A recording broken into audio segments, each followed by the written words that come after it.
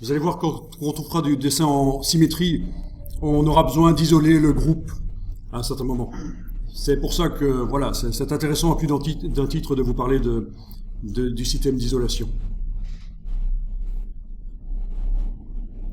Alors au niveau de l'empilement des objets, vous avez essayé d'empiler vos rectangles.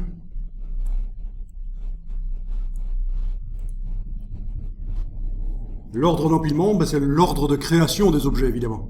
D'accord? L'ordre d'empilement, c'est l'ordre de création. On va manipuler un peu les objets dans la palette des calques et on va voir aussi un système pour transférer des objets d'un calque à l'autre facilement et aussi pour les coller dans un autre document en respectant les calques. Vous allez voir, vous allez comprendre.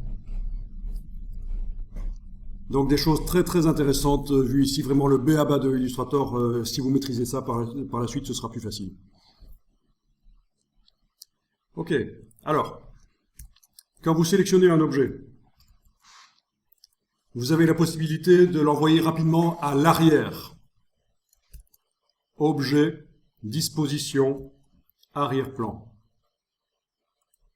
Voilà, le rectangle là est passé complètement à l'arrière. Ou à l'inverse, cet objet qui est sélectionné, le faire passer à l'avant-plan. Objet, disposition, premier plan. Il est complètement au premier plan dans l'empilement des objets. Vous voyez qu'on a aussi la possibilité de le faire descendre d'un niveau, si on veut, mais ça devient un peu plus cheapo. C'est une ancienne manière de faire dans Illustrator. C'est une ancienne manière de faire dans Illustrator, et donc, voilà. Ah oui, vous avez remarqué, j'ai fait objet, disposition, en arrière.